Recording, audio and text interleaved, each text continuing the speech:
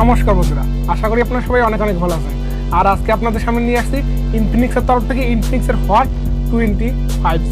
তো চলুন দেখে নেওয়া যাক যে এই হট 25G এই ফোনটা কেমন হচ্ছে এবং কী থাকছে এর প্রাইস এবং কত টাকা মানে কত টাকা প্রাইস সেগমেন্টে বাংলাদেশে লঞ্চ হতে পারে এবং কত টাকা প্রাইস সেগমেন্ট ইন্ডিয়াতে লঞ্চ হতে পারে এবং আপনার এই ফোনটা কি আপনার জন্য better value for money device হতে পারে এবং এই ফোনটা নিয়ে যত সমস্ত প্রশ্ন আপনার মনের ভিতরে আছে সব প্রশ্নের অ্যান্সার নিয়ে আজকেরা আমি চলে আসছি, আমি অনুপম আর আপনারা দেখছেন ABTechnews। তাহলে অবশ্যই ভিডিওটা স্কিপ না করে অবশ্যই চ্যানেলটাকে সাবস্ক্রাইব করবেন এবং আমাদের এই নতুন চ্যানেল, এর আগে একটা চ্যানেল ছিল তো সেই চ্যানেলটা আমাদের নষ্ট হয়ে গেছে কিছুটা কারণের জন্য।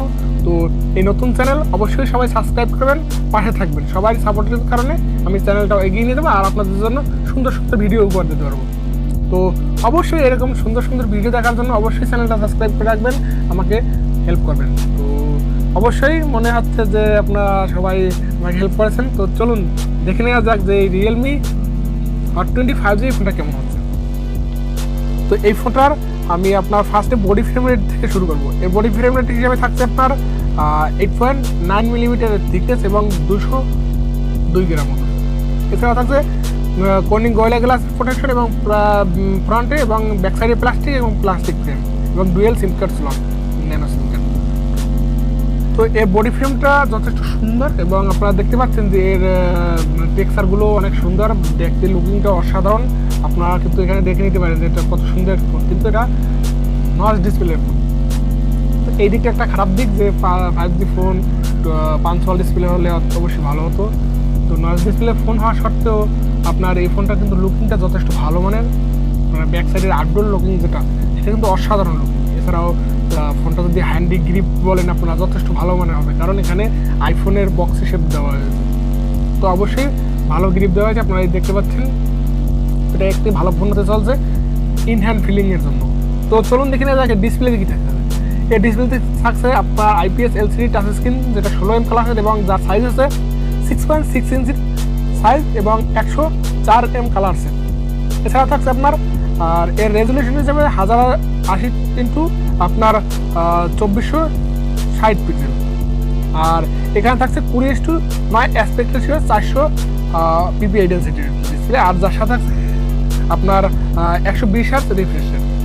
তো 120 হার্জ রিফ্রেশ রেটের একটি ফুল HD প্যানেল। তো আপনারা দেখতে পাচ্ছেন যথেষ্ট ভালো মানের একটি কালার ভাইব্রেন্ট লুকিং একটি ডিসপ্লে। আর ডিসপ্লেটা আপনাদের জন্য কোথাও নিরাশ করবে না, কারণ ডিসপ্লের সিন বেজেলগুলো একদম ন্যারো রাখা হয়েছে। এছাড়াও আপনার আউটডোর কন্ডিশনে লাইটিংয়ের জন্য মানে একটু কষ্ট করতে হবে, যেটা আপনার লাইটটা কম। এখানে ডিসপ্লেতে ব্রাইটনেসের একটু ঘাটতি আছে, তবে ওভারঅল যদি আপনি ইনডোর কন্ডিশন বলেন যে মাল্টিমিডিয়া কনজাম্পশন করবেন তো আপনার জন্য সেরা ডিসপ্লে হতে পারে। এবং এই ডিসপ্লেটা যথেষ্ট কালারফুল ডিসপ্লে, আপনারা দেখতে পাচ্ছেন এখানে ডিসপ্লের কেমন দেখাচ্ছে। তো অবশ্যই একটি ভালো মানের ডিসপ্লে। এছাড়া এর পারফরমেন্সে থাকছে আপনার অ্যান্ড্রয়েড 12 এবং XOS 10.6। এছাড়া থাকছে আপনার চিপসেট হিসেবে মিডিয়াটেকের ডায়মন্ডসিটি 810, যে 5G 6 nanometer চিপসেট সেইটা। এছাড়াও এর GPU সেকশনে থাকছে আপনার মালি G57MC2।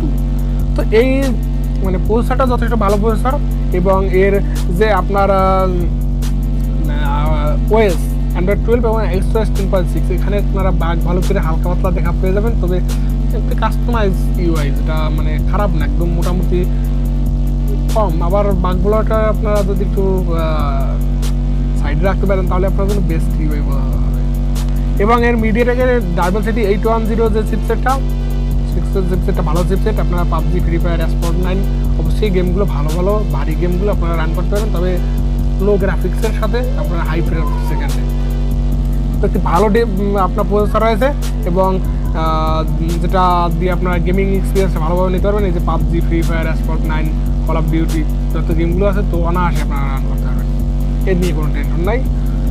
আর এর র্যাম হিসেবে থাকছে 4GB এবং রম হিসেবে থাকছে 128GB। তো এখানে 4GB র্যামের সাথে আপনারা আরও 5GB পর্যন্ত ইন্টারনাল র্যাম বাড়িয়ে নিতে পারবেন, যেটা গেমিংয়ের জন্য একটু বেটার স্পিড প্রোভাইড করতে পারবে।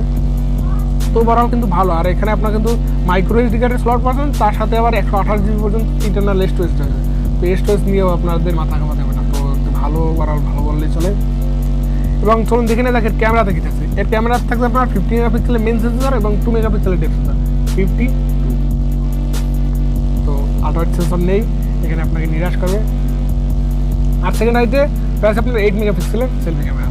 তো 8 মেগাপিক্সেলের সেলফি ক্যামেরাটাও কেমন, তারপর 8 মেগাপিক্সেলের সেলফি ক্যামেরা যথেষ্ট ভালো মানের পিক্সেল কোয়ালিটি দিচ্ছিলো, এবং আপনার যেটা ব্যাক সাইডে 50 মেগাপিক্সেল সেন্সর, যাতে রয়েছে আপনার 4K 30 fps পর্যন্ত ভিডিও রেকর্ডিংয়ে সাপোর্টেড। তো অবশ্যই মোটামুটি ক্যামেরা সিগমেন্টটাও খারাপ না, ভালো মানের আপনারা পিকচার ক্যাপচার করতে পারবেন এই ফোনটা দিয়ে, যেটা ভালো অ্যাভারেজ কোয়ালিটি বললেই চলে।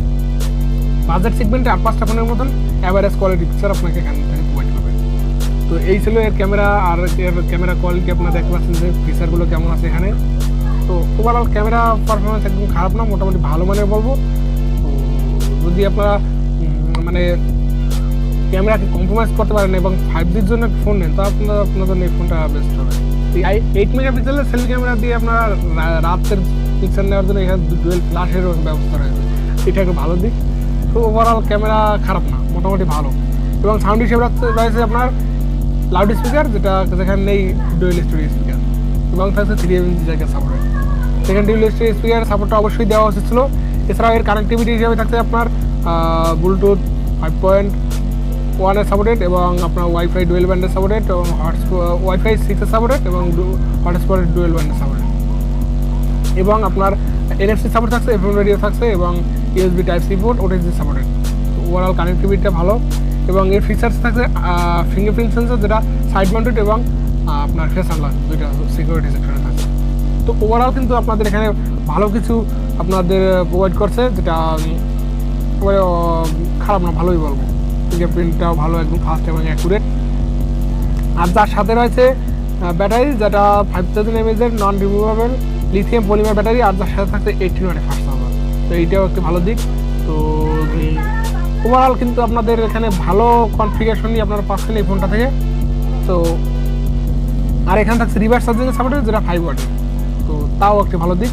তো ওভারঅল 5000 mAh ব্যাটারিটাকে চার্জ করতে এই ফোনটা মানে এই চার্জারটার প্রায় 2 ঘন্টা 30 মিনিটের মতো সময় লাগবে। তো ওভারঅল ভালো কোয়ালিটি বলবো। আর এই কালার হিসাবে থাকছে আপনার ব্ল্যাক, ব্লু, আর এই 2টা কালার ভেরিয়েন্টে পাওয়া যাবে। আর হচ্ছে আপনার হিডেন কালার, তো এই 3টে কালার ভেরিয়েন্টে পাওয়া যাবে।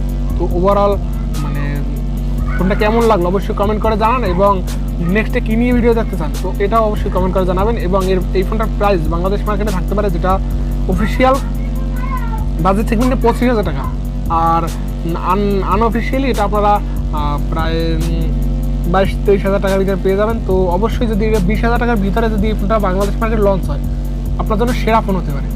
তো 20,000 টাকা বাজেট সেগমেন্টে 5G ফোন এবং Dimensity 810 যে চিপসেটটা দিয়ে আসবে, সেইটা যদি হয় তাহলে অবশ্যই আপনারা এই ফোনটা পারচেস করতে পারেন। এবং যে কনফিগারেশন আছে তা দিয়ে মোট কথা চালিয়ে নেওয়ার মতন এই বাজেট সেগমেন্টে। তো 20,000 টাকা বাজেট সেগমেন্টে যদি লঞ্চ হয়, তো এই ফোনটা আপনার জন্য। তো অবশ্যই 20,000 টাকার কমেও লঞ্চ করা হতে পারে, সেটা দেখা যাবে। এবং ইন্ডিয়াতে এটা 15,000 রুপির মধ্যে লঞ্চ করা হবে। তো কেমন লাগলো এই ফিউচারগুলো জানি আপনার অবশ্যই কমেন্ট করে জানাবেন। এবং আগেও বলছি যে নেক্সট কী নিয়ে ভিডিও দেখতে চান সেটাও কমেন্ট করে জানাবেন। এছাড়াও আপনার অবশ্যই চ্যানেলটা সাবস্ক্রাইব করে রাখবেন, এবং দেখা হচ্ছে নেক্সট ভিডিওতে। সবাই ভালো থাকবেন, সুস্থ থাকবেন।